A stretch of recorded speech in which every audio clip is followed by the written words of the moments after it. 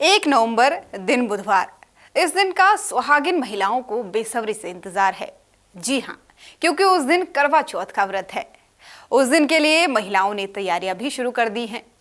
अखंड सौभाग्य की कामना से रखे जाने वाला करवा चौथ का व्रत, सुहागिन महिलाएं इस दिन अपने पति की लंबी आयु के लिए व्रत रखती हैं। और इस बार करवा चौथ का व्रत 13 घंटे 42 मिनट की अवधि का होगा।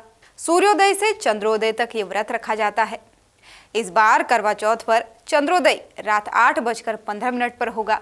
हालांकि करवा चौथ व्रत के दौरान कुछ बातों का ध्यान आप रखते ही होंगे ताकि व्रत आपका असफल ना हो। लेकिन कुछ खास बातें ऐसी हैं जिन बातों का ध्यान हर व्रत रखने वाली सुहागिन महिला को अवश्य रखना चाहिए। अगर आप भी व्रत रखने की तैयारी कर चुकी हैं तो इन बातों को नोट कर लीजिए कि आपको इस दौरान क्या कुछ नहीं करना है। सबसे पहले तो इस वीडियो को आप पूरा देखिए बिना स्किप किए। नमस्कार, स्वागत है आप सभी का हमारे करवा चौथ स्पेशल कार्यक्रम में और मैं हूं आपके साथ ज्योति। दोस्तों, नोट कर लीजिए वो 7 काम जो आपको करवा चौथ के व्रत के दिन बिल्कुल नहीं करने चाहिए। सबसे पहला काम है अन्न और जल ग्रहण ना करें। करवा चौथ का व्रत निर्जला होता है और सूर्योदय से पूर्व सरगी खाकर व्रत रखते हैं और पूरे दिन अन्न जल का त्याग करते हैं। ये एक निराहार व्रत है। इस दिन गलती से भी किसी अन्न और जल को ग्रहण नहीं करना चाहिए, वरना आपका व्रत भी टूट जाएगा और आपको व्रत का फल भी नहीं मिलेगा। दूसरा है सुहाग सामग्री का दान न करें। जी हाँ, कई लोग ये गलती कर बैठते हैं। उस दिन सुहाग सामग्री का दान किसी को भी नहीं करना चाहिए।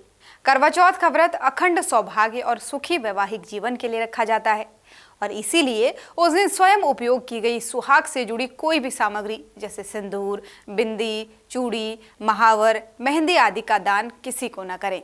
तीसरा काम है चंद्र अर्घ के बिना पारण न करें। जी हाँ, करवा चौथ व्रत में चंद्रोदय के समय छलनी से चांद को देखा जाता है और इसके बाद चंद्रमा को अर्घ दिया जाता है और उसी के बाद ही पति के हाथों से जल ग्रहण करके व्रत का पारण किया जाता है। उस दिन आप बिना चंद्रमा की पूजा और अर्घ दिए पारण बिल्कुल ना करें। यदि आपके शहर में किसी कारणवश चांद न दिखे तो ज्योतिष उपाय करके ही पूजा और अर्घ दें। उसके बाद ही आप अपना पारण करें। और हाँ, एक और बात, व्रत के दिन में न सोएं। करवा चौथ व्रत रखने वाली महिलाओं को दिन में सोना बिल्कुल भी नहीं चाहिए।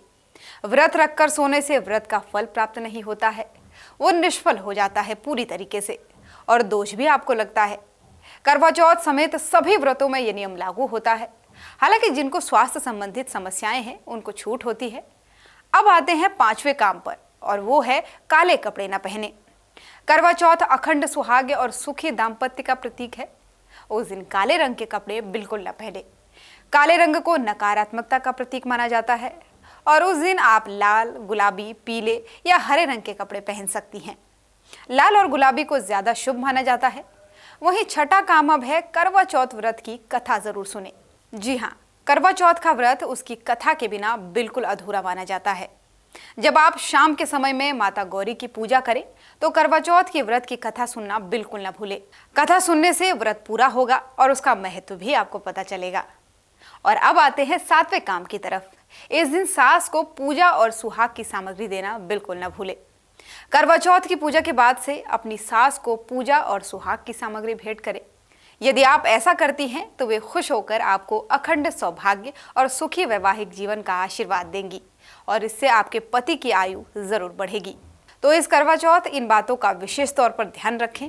माता रानी आपके सुहाग को लंबी उम्र दे, इसी कामना के साथ आप सभी से लेते हैं विदा। फिलहाल आज के इस करवा चौथ खास कार्यक्रम में इतना ही। फिर मिलेंगे आपसे, तब तक के लिए नमस्कार।